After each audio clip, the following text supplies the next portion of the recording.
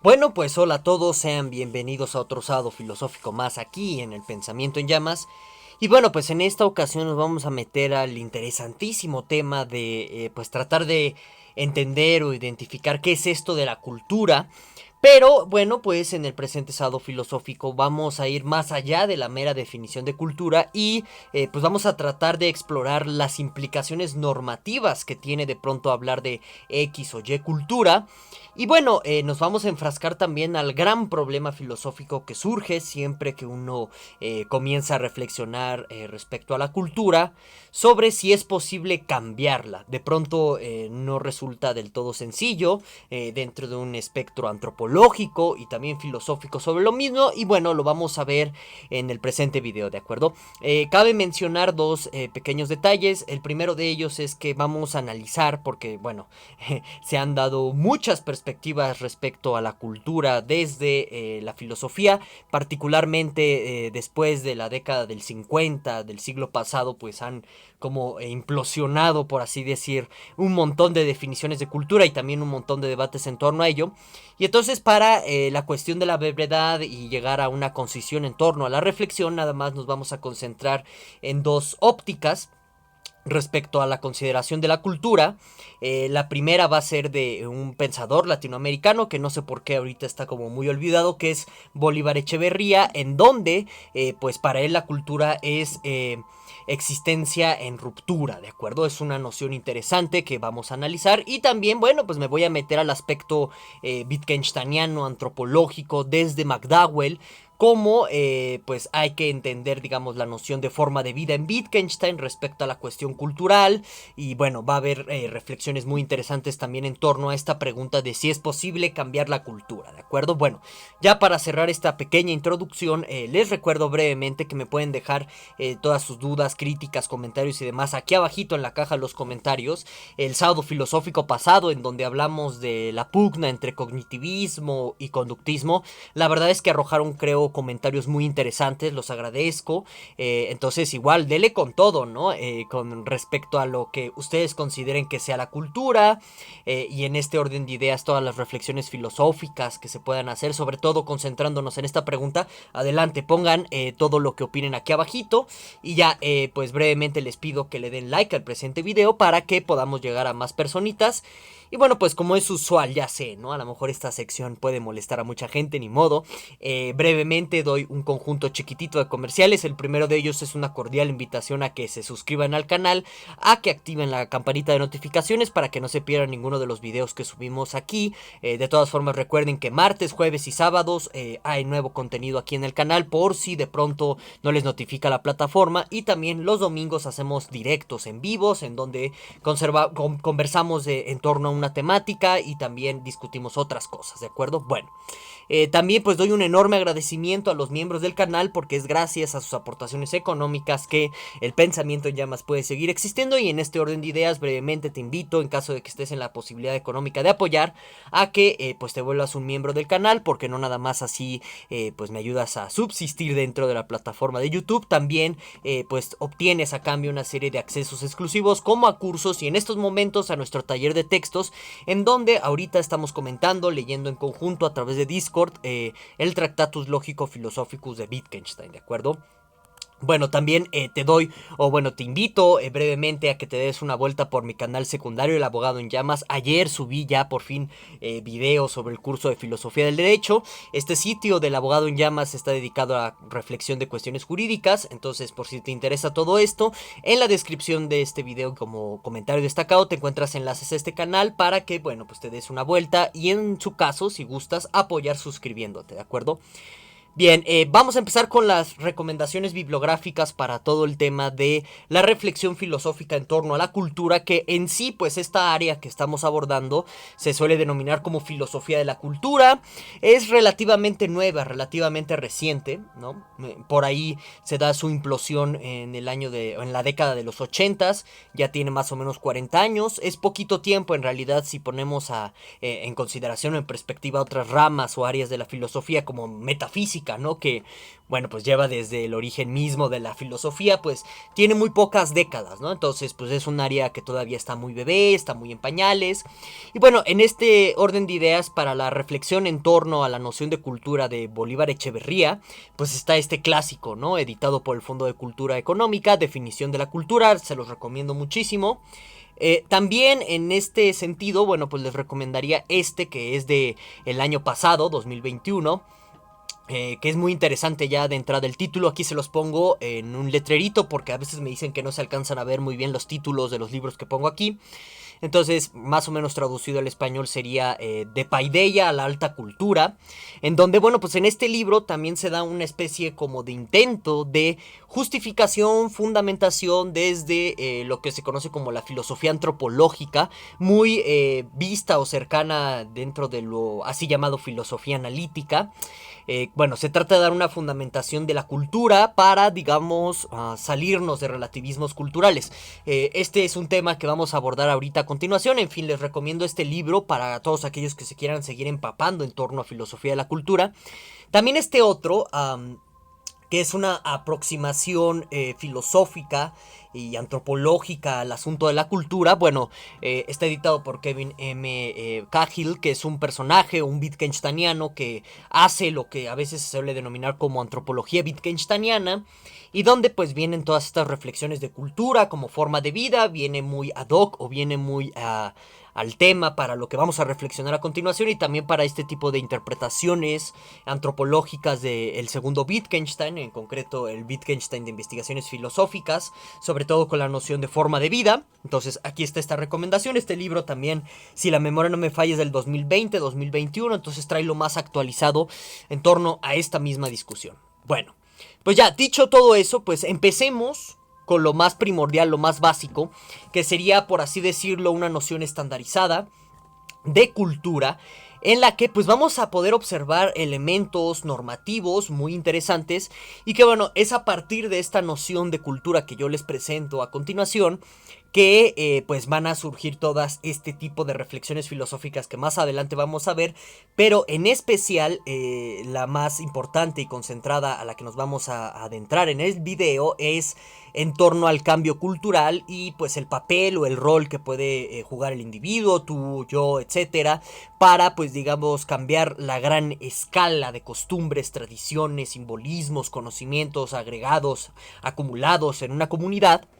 Y que bueno, pues esto nos va a llevar a un sinfín de reflexiones que a lo mejor algunos ya pueden ir entreviendo consecuencias éticas en caso de que digamos que no, que la cultura no se puede modificar. Igual, si decimos que sí, pues hay otro conjunto de consideraciones ahí éticas, incluso metafísicas, porque hay cierto tipo de determinismo que se presupone y demás, ¿no? Bueno, entonces, centrándonos en la definición que tenemos aquí en cultura, bueno, pues la podemos considerar o la podemos entender también así como a modo de nota al pie de página. Tengan ustedes en cuenta que cuando nosotros tratamos de pensar en la cultura, pues tenemos un grave impedimento metodológico que versa en que pues somos en pocas palabras como estos pececitos encerrados dentro de su pecera intentando imaginar qué es el mar, ¿no? Es decir, que de pronto a lo mejor por cierto tipo de limitaciones culturales que tenemos en nuestro momento, pues vamos a tener cierto sesgo o cierto equívoco a la hora en que nosotros nos aproximamos a una definición de cultura. Esto no necesariamente nos abre a un relativismo cultural, ¿verdad? Sino que en realidad nos previene metodológicamente a siempre tener con cierto tipo de cautela las definiciones de cultura, sobre todo por los elementos normativos que pueden contener. Pero digamos que la definición que aquí les presento es la más neutral, así entre comillas, para tratar de, pues, en la medida de lo posible, evitar caer en cuestiones normativas. Ahorita vamos a ver esta consideración de cómo se da la relación entre cultura y normatividad, y más que nada lo que vamos a observar cómo es que la misma idea de cultura, pues al final del día es normativa. Bueno, entonces, dicho todo esto a modo de nota al pie de página, pues ya yéndonos en directo a la noción de cultura a partir de la cual empezamos esta reflexión, pues vamos a entender por cultura como al cúmulo, al conjunto, primero de los conocimientos, tradiciones y costumbres que tienen una pretensión muy determinada, ¿de acuerdo? ¿Cuál es esta pretensión muy determinada?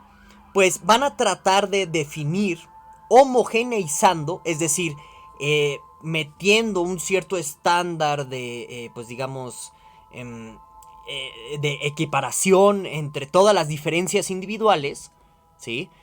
Va a tratar la definición, dicho de otra manera, de cultura, va a tratar de meter a todos en una cierta normalidad, de tal suerte que en estas mismas definiciones, ¿no?, que proporcionan o que digamos este cúmulo de conocimientos, tradiciones y costumbres en su conjunto van a definir respecto al individuo, lo que van a terminar por hacer, en pocas palabras y de manera muy concreta, van a tratar de generar un estándar de normalidad frente a los individuos para, pues digamos, integrar o crear una noción de comunidad, ¿no? Entonces, es aquí cuando tú ves los alcances normativos de la noción de cultura. Que vean, hay muchas posturas también en filosofía que pretenden negar la existencia de una cultura. Y bueno, en este orden de ideas yo creo que de pronto a lo mejor no vale mucho la pena discutir con ese tipo de posicionamientos. Porque, digamos, si la cultura no existiera, por ejemplo, no se explican este tipo de usos coloquiales, ¿no? Pensemos en el tema del reggaetón, ¿no? Cuando llega alguien y dice, ¿sabes qué? Pues quien escucha reggaetón no tiene cultura. Bueno, ahí es cuando podemos ver todos los alcances normativos de la noción de cultura que está integrando o que está mostrándonos la definición que ustedes tienen en pantalla. Es decir, cuando alguien dice que pues cierta persona que escucha reggaetón no tiene cultura, lo que está haciendo al final del día con ese juicio normativo sobre sus gustos musicales es tratar de meterlo a cierto tipo de estándar de normalidad que a nivel de la comunidad se va a considerar como buen gusto musical, por ejemplo, ¿no? También esta noción de cultura se extiende no nada más a las cuestiones artísticas, como tus gustos musicales, tus gustos en pintura, etcétera. También se extiende incluso en los rasgos de buen comportamiento, es decir, cosas como, no sé, vestir de cierta manera, hablar de cierta manera, se te puede, pues digamos, si cumples con todos estos estándares, se te puede denominar como un hombre o una mujer o lo que sea, una persona, se te puede denominar como alguien de cultura, ¿de acuerdo? Entonces todo eso tiene que ver con una homogeneización, es decir, con un intento de equipararte, igualarte al estándar de normalidad que está presente en la comunidad, para que tú más que nada, por un lado, te puedas integrar a esta misma comunidad, pero también para que pues constantemente se te esté normando el comportamiento. Y aquí me gustaría hacer una aclaración muy importante. Vean, digamos que mucha gente en filosofía también suele ver a la normatividad como el diablo parado, ¿no? Y digamos que sí, la normatividad tiene problemas a nivel de justificación, es decir, ¿por qué tendríamos que optar por una normatividad frente a otra? Hay muchos intentos de argumentación normativa, puedes evaluarlo a partir de sus consecuencias, a partir de sus efectos prácticos, etcétera. Pero sí es importante señalar que como que prejuzgar y ver así en seco y en llano a la normatividad como al diablo, pues es un gran prejuicio. O sea, a veces olvidamos que a nivel social, digo, en filosofía a veces se olvida esto, sobre todo los que están más cercanos a la filosofía así llamada continental. Se suele olvidar que pues la normatividad hasta cierto punto muy básico pues es necesaria para la convivencia de una comunidad.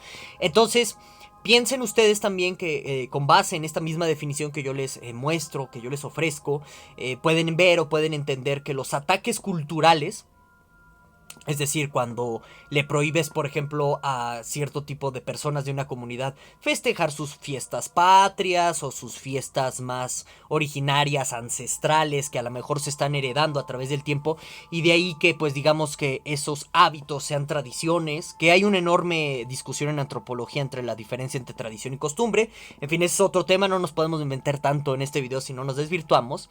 Pero noten que de pronto cuando tú niegas la práctica de estas tradiciones, de estas costumbres, la aplicación de sus conocimientos ancestrales, etcétera, también son ataques contra la integridad, la unión de cierto tipo de comunidades que tienden a la dispersión. Y por eso no nos debería de sorprender que cuando hay guerras, cuando hay intentos de colonización, de conquista, etcétera, pues lo que pretende el conquistador, el bando contrario, etcétera, en primera instancia es eliminar la cultura local. ¿Cómo la eliminas? Propaganda, empiezas, digamos, a meter a lo mejor tradiciones o costumbres ajenas al ecosistema cultural, ajenas al ecosistema de la comunidad, que lo que van a provocar a la larga es una sublevación ideológica.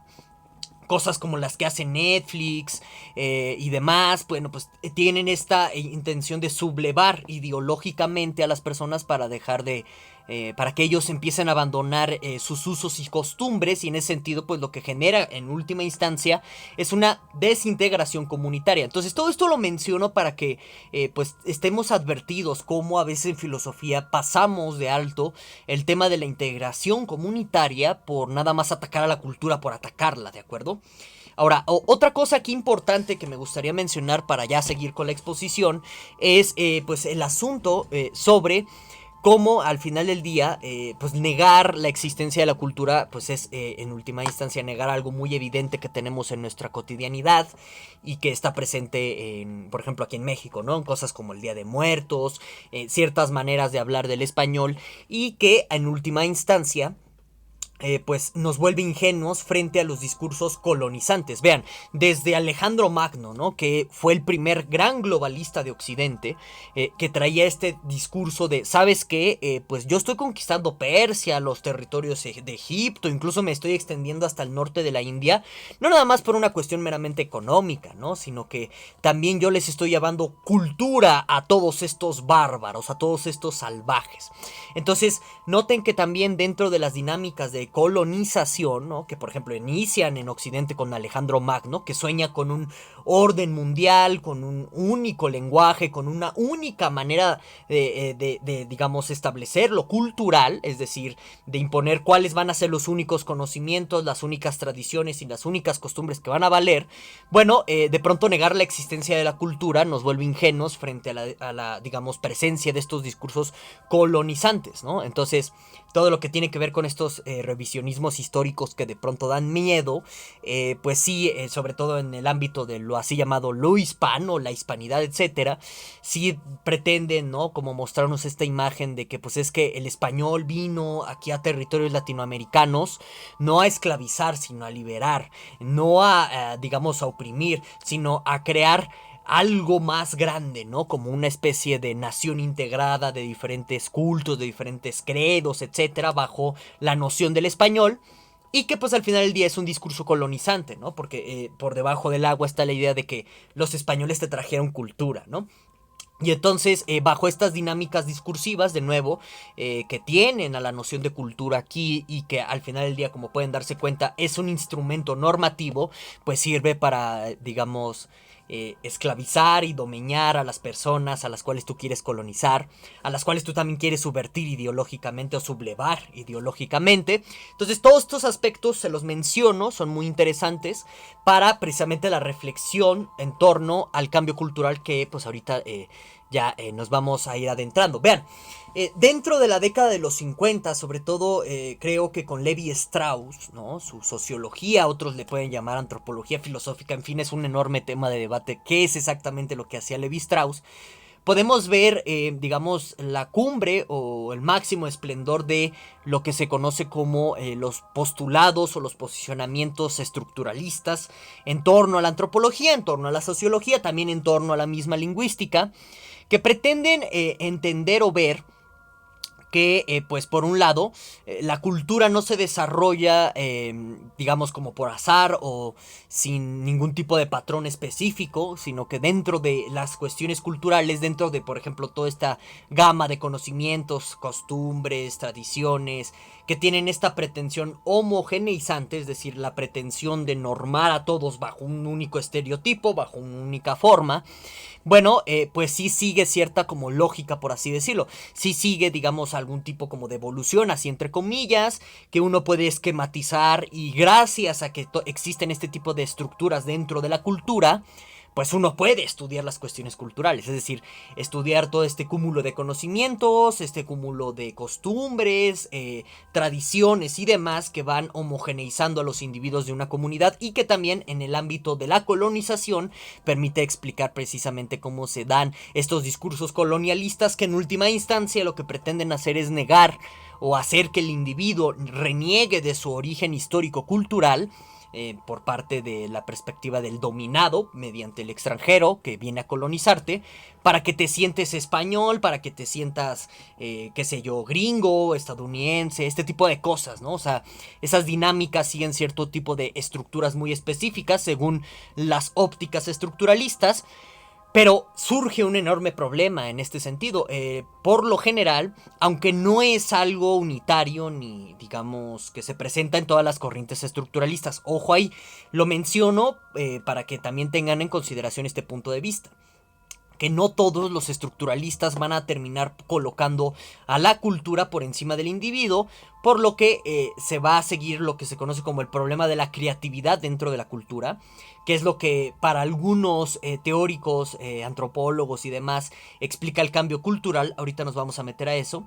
Pero que en última instancia los estructuralistas nos comprometen con un determinismo cultural. Es la idea de que pues tu cultura no la puedes modificar y que pues simplemente está siguiendo como ya estos patrones o estas estructuras establecidas vía pues digamos toda esta construcción de homogeneidad, es decir, mediante todo este intento de construirte a ti bajo cierto estereotipo de normalidad que conviene en última instancia a ciertas élites, a ciertos tipos de grupos sociales que pues tienen la batuta dentro de las pirámides de control social y demás, ¿de acuerdo?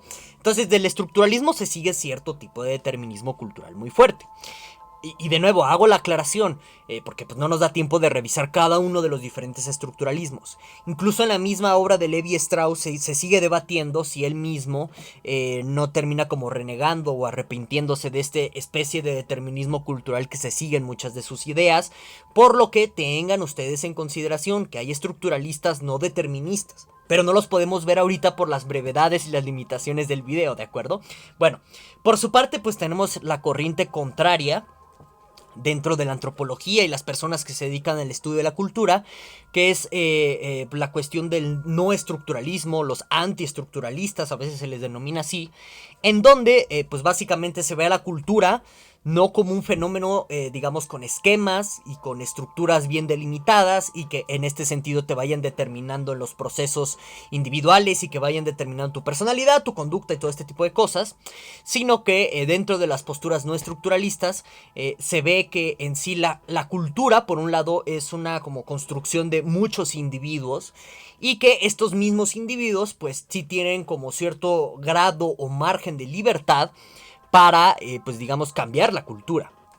Entonces, noten, en la noción que acabamos de dar de cultura, como este cúmulo de conocimientos, tradiciones, costumbres, etcétera, que pretenden homogeneizar a los individuos bajo un estándar de normalidad, noten que al final del día aquí el problema es determinar, ¿no? A nivel filosófico si el individuo puede cambiar a esta misma cultura, es decir, cambiar los estándares de normalidad o no. En última instancia el individuo, porque él sigue creciendo y se forma dentro de una comunidad, está siempre sujeto a, pues digamos, seguir todos estos influjos deterministas dentro de la cultura.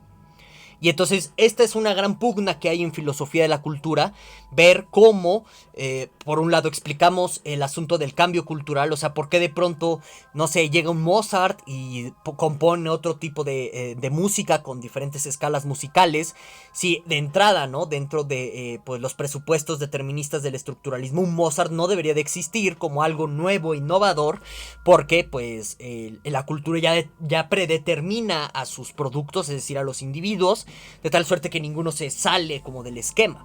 Pero a la vez esto también puede implicar, ¿no? Como pensar a la cuestión de la individualidad como algo que se sale, etcétera, una cierta visión ingenua de la individualidad y la libertad humana que tenemos dentro del espectro cultural. Eso ahorita lo vamos a ir tocando, pero aquí viene precisamente las dos ópticas o las dos perspectivas que íbamos a ver en torno a la noción de cultura y que en muchos sentidos pues están tratando como de solucionar el problema de la creatividad en torno al determinismo cultural y que también tratan de explicar el cambio cultural en este sentido.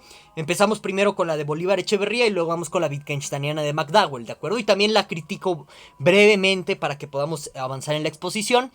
Entonces, para Bolívar Echeverría, la cultura existe como una ruptura, ¿no? ¿Y a qué se está refiriendo con esto? Vean, Echeverría es marxista, es importante mencionarlos. Entonces, dentro de su misma reflexión marxista, él trata como de aplicar ciertas ideas de la dialéctica marxista, la lucha de clases, todo este tipo de cosas, para, pues digamos, entender, por un lado, cómo sí, en efecto hay cambio cultural, pero estos cambios siempre son dialécticos, ahorita me meto más en esta explicación.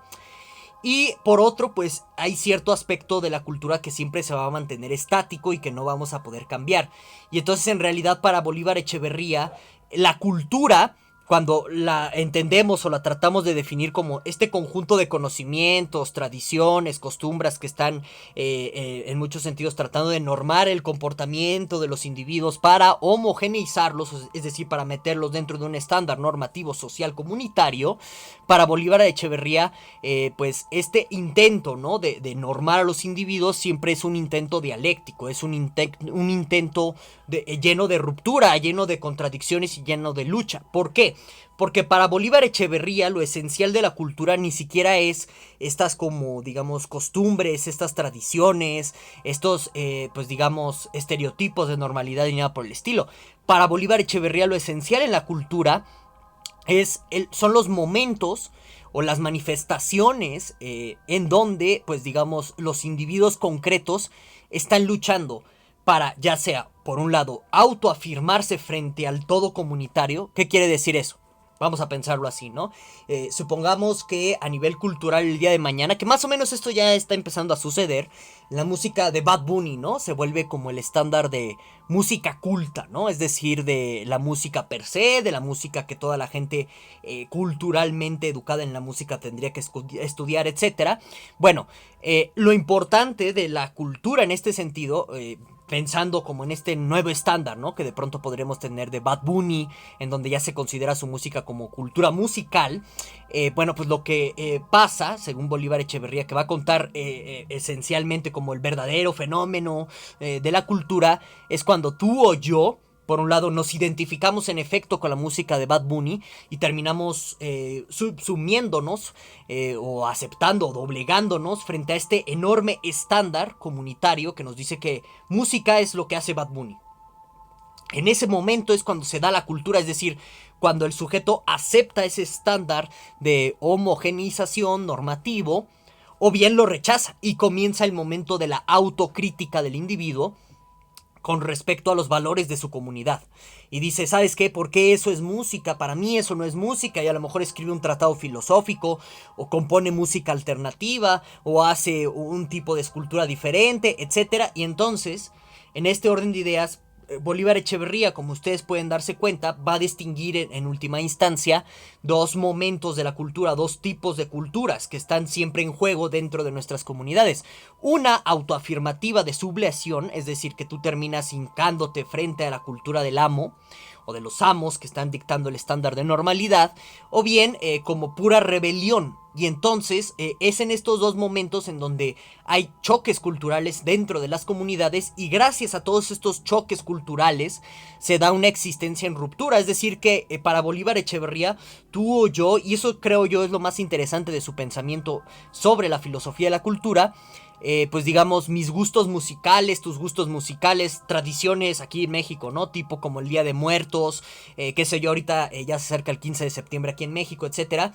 Son tradiciones dinámicas, móviles, que viven eternamente procesos de autoafirmación, es decir, momentos en que los individuos aceptan ese estándar de normalidad, pero que también están constantemente pataleando y luchando contra la independencia, contra el Día de Muertos, para cambiar esas mismas tradiciones. Y entonces el cambio cultural es algo que para Bolívar Echeverría pues está siempre como en constante juego, en constante ciclo, y que en última instancia nos abre una visión muy rica, que quizás muchos ya se han dado cuenta que se basa en esta dialéctica marxista, que en realidad es una dialéctica hegeliana muy esclavo, en donde para Bolívar Echeverría al final del día la nueva cultura surge por un proceso de negación de la cultura ajena y por un proceso de afirmación también del individuo que acepta estas culturas ajenas o que acepta ya el estándar de cultura pues que tenemos aquí. Entonces, vean, esto permite pensar cómo, por ejemplo, cosas tipo lo que dice Laje, ¿no? La batalla cultural en realidad no existe. ¿Por qué? Porque cuando tú tienes estos dos tipos de culturas confrontadas, que pues unas dicen, no, pues viva la familia tradicional, y otro pues puede decir que no, que se destruya eso, lo que va a suceder siguiendo las ideas de Bolívar Echeverría es que al final del día va a llegar un punto en el que los individuos van a tener que integrar y afirmarse en la contradicción de ambas culturas y seguir adelante. Por eso la cultura para Bolívar Echeverría no es estática por un lado, no es afirmativa siempre, sino que es un proceso eterno de contradicciones, porque los individuos siempre tienen esta voluntad de rechazar la cultura que se me quiere imponer, y que explica, por ejemplo, aquí en Latinoamérica los procesos de sincretización. Vean, al final del día, en virtud de esta como dominación española y todo el discurso colonialista, la destrucción de ídolos, templos de los mexicas, etcétera, la noción de cultura en Bolívar Echeverría permite explicar los procesos de sincretización. O sea, cuando, por ejemplo, en las iglesias de Puebla, ¿no?, que son muy bonitas, pues tienes como un arte barroco y también un arte indígena, precolombino, prehispánico, mezclado en las iglesias, hecha por los mismos indígenas, ¿no? Entonces, eso te muestra cómo la cultura, ¿no?, en estos procesos de afirmación, negación, contradicción, en donde a veces se acepta la cultura que se me quiere imponer, pero yo también le meto cosas de mi parte, etcétera, va creando sus nuevos productos. Igual en la misma cultura española, o sea, si tú la analizas, pues tiene muchas costumbres moras, costumbres judías, etcétera, que te habla de todos esos choques interminables que suceden dentro de la misma cultura española y que va generando, vía la afirmación o el rechazo de los individuos por estos estándares culturales, nuevos productos en la cultura. Ahora bien, ya para que pasemos a la perspectiva de McDowell, que pues es determinista al final del día, viene la gran pregunta de si en realidad el individuo tiene tanta capacidad como de pronto podría creer Bolívar Echeverría, de sí, por su uso de libertad, afirmarse o negarse voluntariamente, y si no, en última instancia, ese individuo que se está, digamos, apegando a cierto estándar cultural o rechazándolo por completo, no estará influenciado por otra cultura, de tal suerte que sigue siendo esclavo de otro tipo de estándar cultural que viene pues detrás. Vean, es interesante observar lo siguiente, o sea, estas personas que de pronto defienden la familia tradicional, ya saben, todo este tipo de cosas, pues en realidad no están defendiendo otra cosa más que un estándar cultural pues ya viejo y que en muchos sentidos trata de perpetuarse en nuestra contemporaneidad. Y entonces no están defendiendo sus ideas estas personas, en realidad están defendiendo un estándar normativo comunitario de viejos tiempos, que sigue en nuestra actualidad, pero que forma parte de todas estas dinámicas. Y entonces, de pronto, si tú te crees libre pensador por defender a la, digamos, familia tradicional, nada más por llevar la contra a estos discursos que en algún punto y de muchas formas se nos quieren imponer, porque eso es un hecho, vean toda la propaganda y demás que hay circulando al respecto, pues en realidad no son tus ideas, sino que es la cultura que te está manipulando a ti, ¿no? Entonces por eso de pronto vean el modo en que presenta al individuo y la libertad que tiene Echeverría, ¿no? La libertad que tiene este individuo de cambiar su cultura puede parecer muy romántico, idealizado. Y es precisamente en este punto en donde viene el análisis de McDowell, Wittgensteiniano, ¿no?, de las formas de vida como cultura. En el curso sobre el pensamiento de Wittgenstein hablé de una manera más, ahí hablo de una manera más prolongada, más larga, sobre qué es esto de forma de vida en Wittgenstein. Brevemente ahorita voy a recordar la idea. Y por ahí también hay bibliografía, ¿de acuerdo? Más especializada al respecto, artículos de McDowell, etc. Bueno, entonces, ¿cómo es que para McDowell forma de vida es cultura? ¿de acuerdo? Bueno, Wittgenstein nos dice que todos nacemos en una forma de vida, ¿de acuerdo? O sea, esta forma de vida nos es dada. Y bueno, para Wittgenstein en investigaciones filosóficas, forma de vida agrupa un conjunto de prácticas sociales, también de ideas sobre la realidad, y en este orden de ideas, conocimientos, costumbres, tradiciones y demás que van forjando al individuo dentro de una visión del mundo. Entonces, en la forma de vida también está el lenguaje, también está, digamos, la ciencia, el arte, todo, ¿de acuerdo? De modo que, por ejemplo, para Wittgenstein, en cuestión de usos del lenguaje, pues las reglas del lenguaje están dadas por la forma de vida. Y McDowell, pues llega a decir, pues, ¿sabes qué? A lo que se está refiriendo Wittgenstein con forma de vida es cultura, ¿de acuerdo? Y entonces aquí el detalle y las reflexiones a posteriori que ya hace McDowell en torno a la forma de vida como cultura, que sí es importante señalar lo siguiente. En sí estas reflexiones de la cultura de McDowell no son propiamente ya de Wittgenstein, ¿de acuerdo? Sino que es un añadido, un agregado que él hace y que sirve como base a la así llamada antropología wittgensteiniana, ¿de acuerdo? Entonces, aquí la idea es que la cultura para McDowell, pues nos es, al sernos dada, pues básicamente nos da como nuestra máscara, nos da el espejo de la realidad con la cual la pensamos, ¿de acuerdo? Y entonces en este orden de ideas, lo objetivo, lo verdadero, digamos el concepto de bien y mal, lo que es bonito, lo que es feo, todo eso ya está existiendo mucho antes de que nosotros comencemos a existir ya en esta realidad. Simplemente nosotros somos arrojados a esta existencia y se nos dan todos estos conceptos, todas estas ideas. De tal suerte que para McDowell, pues está siguiendo una idea muy vieja, humeana, de que pues nosotros nacemos ya como una hoja en blanco y somos llenados por todas estas cuestiones culturales. Entonces, para McDowell, que esta es una idea que sí viene muy ad hoc a Wittgenstein. Ahorita explico en qué sentido. Para McDowell, la cultura no se puede cambiar, no se puede modificar, porque incluso cuando tú piensas en un cambio cultural, ese cambio ya viene dado por la misma cultura. ¿Qué quiere decir eso? Que es la cultura que va diseñando también sus propios estereotipos de personajes que van a cambiarla, que la van a salvar, que la van a reformar, incluso que la van a proteger. Por lo que cuando tú crees que estás superando a la cultura, en realidad estás manifestando más cultura. Y les digo, esta sí es una idea muy de Wittgenstein o respecto al mismo cambio del lenguaje. O sea, para Wittgenstein en realidad el lenguaje nunca cambia, sino que lo que sucede es que se inventan nuevos juegos de lenguaje y que esas invenciones son posibles porque se dan cambios en las prácticas. Entonces, en la medida en que se van integrando nuevas prácticas a la forma de vida, surge la necesidad de inventar nuevos juegos de lenguaje, pero los juegos de lenguaje más básicos que teníamos, esos no se cambian, se quedan así. Pasa más o menos con, por ejemplo, cosas como el lenguaje políticamente correcto. Eso no está cambiando al final del día, como ustedes pueden darse cuenta, nuestro lenguaje cotidiano. La gente sigue hablando en términos de todos para referirse a la tercera persona, digamos, sin género y sin número del español, etcétera. Ese uso sigue manteniéndose, como ustedes se dan cuenta.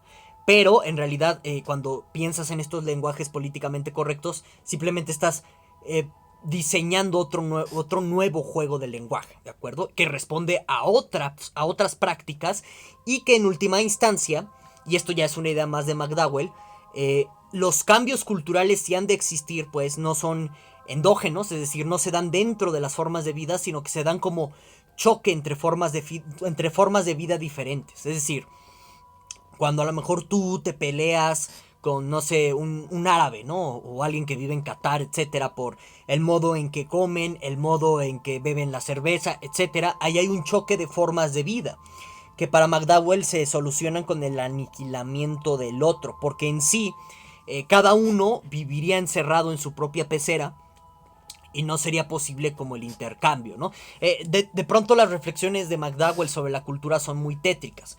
Pero en este orden de ideas, para McDowell, pues la cultura, la forma de vida en sí es un conjunto normativo de cosas que van prefigurando nuestra manera de ver la realidad, nuestra manera de interactuar con la misma, y que permiten que el lenguaje sea público, que exista cierto tipo de noción de conocimiento compartido, de conocimiento objetivo dentro de la comunidad. y que pues la verdad y la falsedad se siguen evaluando en términos de la existencia dentro de esta misma forma de vida. Saliéndonos de la forma de vida a lo mejor implicaría salirnos del marco teórico y de pronto como que eso ya no tendría mucho sentido en términos de hablar de conocimientos así absolutos de todo y demás. Bueno, entonces en este orden de ideas, como les dije, ¿no? El cambio cultural, si ha de existir para McDowell, simplemente se da por el choque de formas de vida. Y digamos que el cambio cultural es la supervivencia o la sobrevivencia de los restos que quedan de las dos formas de vida restantes, que se mezclan y se forma una tercera forma de vida. ¿De acuerdo?